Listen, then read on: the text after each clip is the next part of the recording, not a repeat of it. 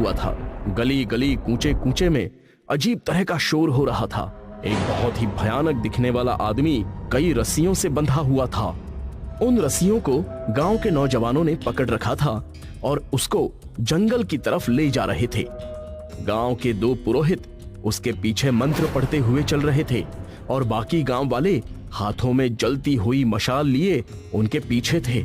यह आदमी वही ड्रैकुला था जिसने आज तक ना जाने कितने गांव वालों को अपना शिकार बनाया था।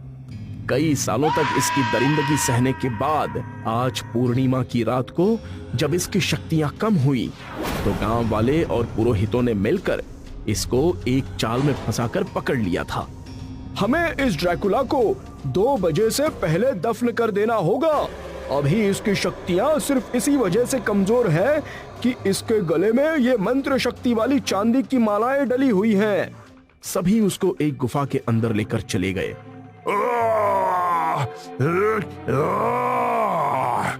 वो भयंकर आवाज के साथ खुद को आजाद करने की कोशिश कर रहा था, लेकिन नाकाम हो रहा था। इसको ताबूत में डाल दो। उसके इतना कहते ही 2 आदमियों ने ताबूत खोला और फिर जबरदस्ती उस ड्रैकुला को उसके अंदर लेटा दिया। फिर दोनों पुरोहितों ने उसके सीने पर चांदी की सैकड़ों मालाएं डाल दी, जिससे वो चिल्ला उठा और तड़पने लगा।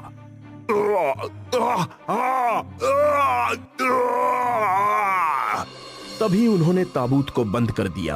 अब अगले 14 दिनों में इसका शरीर सड़कर खत्म हो जाएगा। अगर इन 14 दिनों के बीच किसी ने इसको खोला तो इसकी जगह अगला ड्रैकुला वो बन जाएगा। सभी गांव वालों ने उनकी रजामंदी दिखाई और वहां से अपने अपने घरों को चले गए। अगले दिन गांव में जश्न मनाया गया, क्योंकि गांव वालों ने कई सालों तक जूझने के बाद उस ड्रैकुला से मुक्ति पाई थी। अवंतिका भी अपने परिवार के साथ उस जश्न में शामिल होने के लिए आई थी, जिसको थोड़े फासले पर खड़ा हुआ रितेश निहार रहा था। अवंतिका, तुम ठीक तो हो ना? तुम्हारे बिना मैं बिल्कुल भी ठीक नहीं हूँ। पता नहीं पापा क्यों इस जाति बंधन के चक्कर में आकर मेरी शादी तुमसे नहीं करवाना चाहते हैं। तभी अवंतिका के चाचा और पिता वहाँ पर आ गए और दोनों को साथ देखकर भड़क गए। तुम्हारी हिम्मत कैसे हुई मेरी बेटी से मिलने की और इससे बात करने की? हम दोनों एक दूसरे से प्यार करते हैं। आप लोगों को हमें अलग करने में क्या खुशी मिल रही है? तुम लोग एक दूसरे के साथ कभी नहीं हो सकते। ये कहकर वो अवंतिका को अपने साथ घर वापस ले गए। ये सब लोग मुझे कमजोर समझते हैं ना। अब मैं ऐसा शैतान बनूंगा कि अवंतिका का पूरा खानदान मिलकर भी हम दोनों को एक होने से नहीं रोक पाएगा। ये तय कर रितेश उसी गुफा की तरफ रवाना हो गया। गुफा में कदम रखते ही कई चमगादड़ गुफा से बाहर की तरफ अपने पंख फड़फड़ाते हुए उड़ गए। उसने अंदर जाकर उस ताबूत को जैसे ही हाथ लगाया, तेज हवाएं चलने लगी।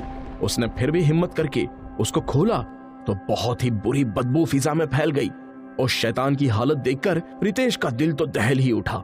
उसके शरीर पर हजारों कीड़े रेंग रहे थे और जो मालाएं उसके ऊपर डाली गई थी वो उसके शरीर के मांस के अंदर तक गड़ चुकी थीं। ए खूनी ड्रैकुला, मैं आपको इस तकलीफ से छुटकारा दिलाने आया हूँ। मेरे शरीर को अपना कर फिर से वापस आए।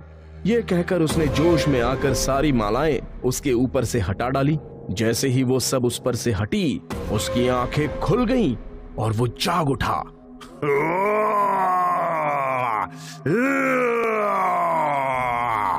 उसने रितेश को पकड़ लिया और उसकी गर्दन पर अपने दांत गाड़ दिए। अवंतिका अपने कमरे में लेटी हुई थी। तभी उसको लगा कि बालकनी में कोई है। वो उठकर वहां गई तो देखा कि वो रितेश ही था, लेकिन उसकी वेशभूषा बहुत ही अलग लग रही थी। उसने काले रंग का लंबा सा कोट पहन रखा था और उसके बाल भी अजीब तरह से खड़े हुए थे। अवंतिका, ऐसा पुकारते हुए वो कसकर उसके गले लग गया और अवंतिका हैरानी से बोली, ये सब क्या है रितेश? तुम इतनी ऊंची बालकनी में कैसे पहुँचे? और तुम्हें डर नहीं है कि अगर मेरे घर वालों ने देख लिया तो तुम्हें खत्म कर देंगे? अब मुझे कोई नहीं मार सकता। मैं सबका काल बन चुका हूँ। रितेश की हंसी की आवाज सुनकर अवंतिका के पापा रवि और चाचा वहां पर पहुंच गए। तेरी इतनी हिम्मत, तू हमारे घर तक में घुस आया? मुझे रोकने की कोशिश मत करो, अवंतिका सिर्फ मेरी है।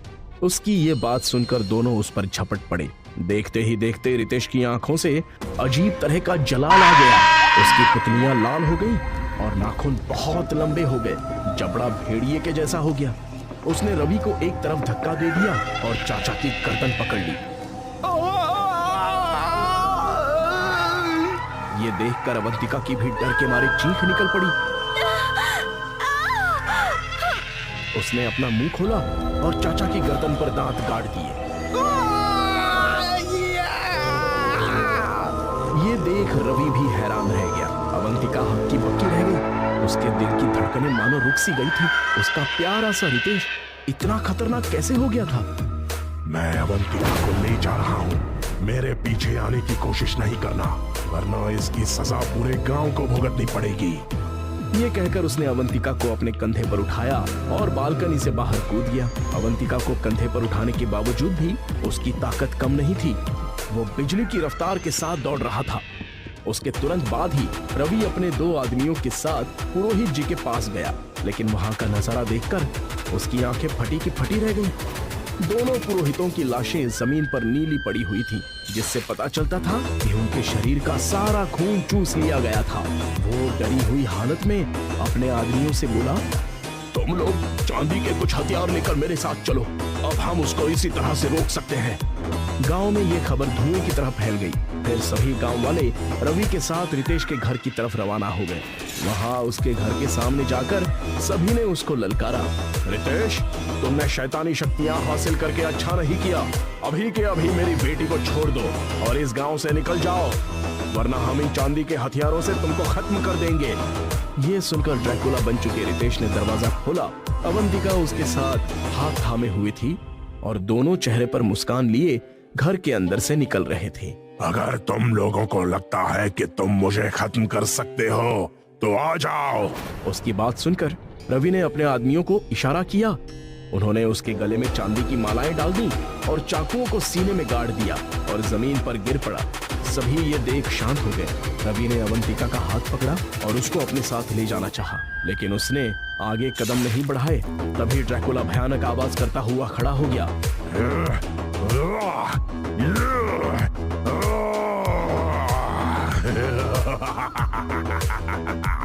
पूर्णिमा की रात में पुरोहितों के जरिए पढ़ी गई मंत्र शक्तियों के बिना ये चांदी मेरा कुछ नहीं बिगाड़ सकती। नहीं आज पूर्णिमा है और न ही कोई पुरोहित मैंने जिंदा छोड़ा है।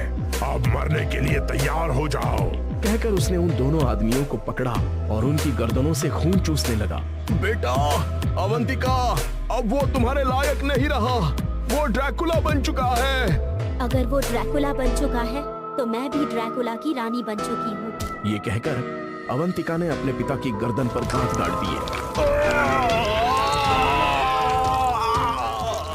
ड्रैकुला ये देखकर बहुत खुश हुआ। सभी गांव वाले चीखते चिल्लाते इधर उधर भागने लगे। सब जाओ, वहीं पर रुक जाओ, वरना सबको खत्म कर दूंगा। उसकी बात सुनकर सभी अपनी अपनी जगह पर रुक गए और खौफ भरी निगाहों से उसको देखने लगे। इस गांव के लोगों को मुझसे कोई खतरा नहीं। मैं और मेरी रानी सिर्फ इस गांव के बाहर के लोगों का ही खून पिया करेंगे। शर्त है कि हम दोनों को आप सभी अपना राजा और रानी मानकर रहोगे। ये सुनकर सभी गांव वालों ने उनकी बात मान ली। आज से आप दोनों हमारे राजा और रानी हैं। ये सुनकर दोनों खुश हुए और फिर एक दूसरे के गले लग गए।